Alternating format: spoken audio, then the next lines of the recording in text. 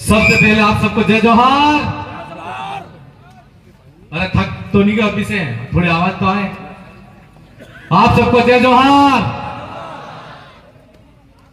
सर्वप्रथम मंचा सिंह तमाम हमारे पुरखों को नमन जोहार।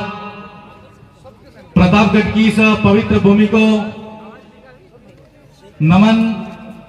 साथ ही अनुसूचित क्षेत्र आरक्षण मोर्चा के बैनर तले आज जो हमारी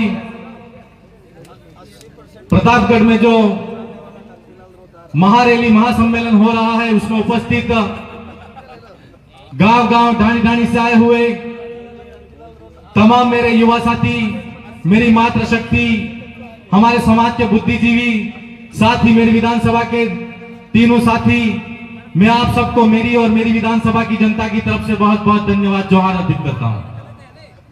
साथियों,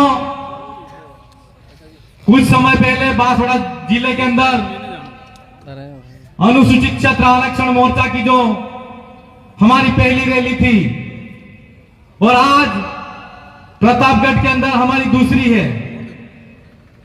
काफी वक्तागण आए, तमाम वक्तागणों ने उनकी बात को आपके सामने रखा। मैं इस मौके पर कुछ बातें हैं, आज हम आरक्षण के मुद्दे को लेकर यहां इकट्ठा हुए हैं। मैं आरक्षण की बात को ही आपके सामने रखना चाहूंगा। इस देश के अंदर जब पहली बार हम अगर पढ़ते हैं और देखते हैं, इतिहास की पृष्ठभूमि में जाते हैं, तो आरक्षण की मांग कब शुरू हुई थी, इसके बारे में हमको जानना होगा। आरक्षण की पहली मांग अंग्रेजी हुकूमत के सामने, इस देश के अंदर अंग्रेजों का राज था। अंग्रेजों का राज था मतलब इस देश के अंदर विदेशियों का राज था, और विदेशियों के सामने हमारे लोगों ने, जिन लोगों ने क्रांति की आंदोलन किए, उन लोगों ने 1882 के अंदर हंटर कमीशन के सामने आरक्षण की मांग की थी। मैंने जब इतिहास को पढ़ा तो मेरे मन मस्तिष्क और दिमाग के अंदर सवाल आया, और बाड़मेर से जो दादा है उन्होंने भी अपनी बात को रखा कि इस देश के अंदर विदेशियों की हुकूमत थी, विदेशियों की सत्ता थी। उस सत्ता के अंदर हमारे लोगों ने हमारे प्रतिनिधित्व के लिए आरक्षण की मांग को पहली बार मांगा, और इस आजाद भारत के अंदर, आजाद देश के अंदर हम आज भी आरक्षण की मांग कर रहे हैं। मैं अनुसूचित इलाके की ही बात करूं तो यहां पर अनुसूचित इलाके के अंदर संविधान की मूल भावना के अनुरूप 244 एक्ट के तहत यहां पर इस इलाके के अंदर आरक्षण होना चाहिए। और आरक्षण इसलिए जरूरी है कि आज हम लोगों को सोचने की जरूरत है कि इस आजादी के अंदर भी हम आरक्षण की मांग कर रहे हैं। तो हमको सबसे पहले तो यह सोचना होगा कि अंग्रेज जब इस देश के अंदर सत्ता सौंप के गए, उस समय इस देश के अंदर, हमारे देश के अंदर लोकतंत्र स्थापित हुआ, और लोकतंत्र के अंदर हमको हमारे प्रतिनिधित्व के आधार पर, राजनीतिक तौर पर हमको आरक्षण मिला, और हमारे लोग संसद के अंदर जा रहे हैं, प्रत्येक राज्य के अंदर विधायक बनते और विधानसभा की विधायिका के अंदर जाते हैं। क्या हमको सोचने की जरूरत है या नहीं है कि उस समय अंग्रेजी हुकूमत के सामने हमारे लोगों ने आरक्षण लड़ाई लड़के मांगा और आरक्षण हमको मिला। और आज मैं इस मंच के माध्यम से आपसे कहना चाहूंगा कि यह लड़ाई विधानसभा की सदन तक और संसद तक की लड़ाई तो है ही है, लेकिन इस गूंगी बेहरी सरकार को अगर हमारे हक अधिकार के बारे में हम जब तक सड़क पर लड़ाई नहीं लड़ेंगे तो सरकार सुनने वाली नहीं है। इसलिए हमको सड़क पर भी आने की जरूरत पड़े तो आना पड़ेगा। मेरे भाई, आप सब अगर आरक्षण की पिछली पृष्ठभूमि के अंदर जाते हैं तो 1882 के अंदर पहली बार मांग हुई। 1901 के अंदर साहू जी महाराज के रियासत के अंदर आरक्षण की मांग हुई।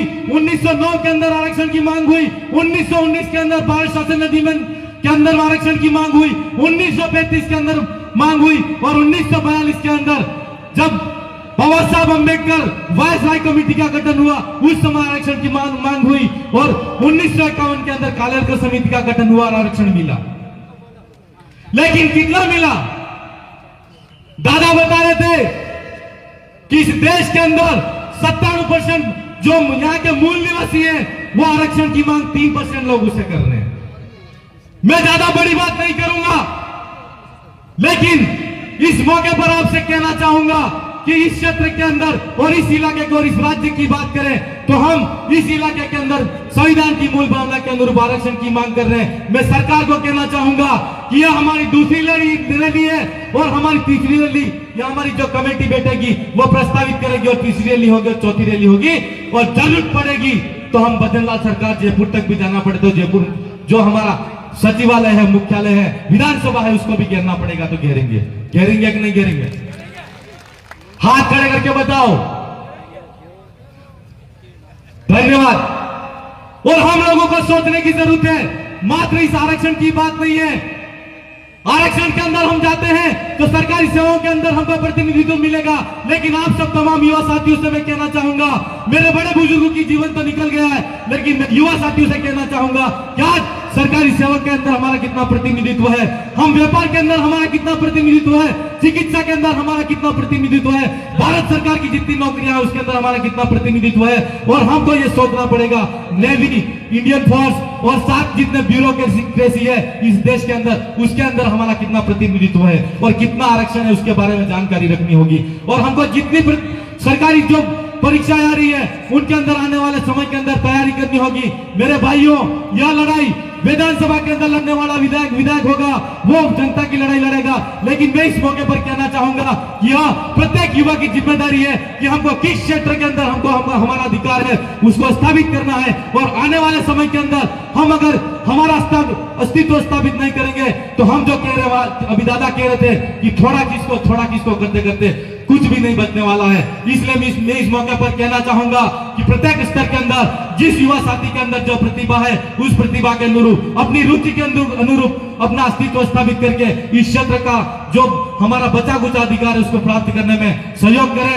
आप सबने मुझे यहाँ सुना उसके लिए मैं बहुत बहुत धन्यवाद जोहार करते हुए मेरी बात कहीं विराम देता हूँ। आप सबको धन्यवाद।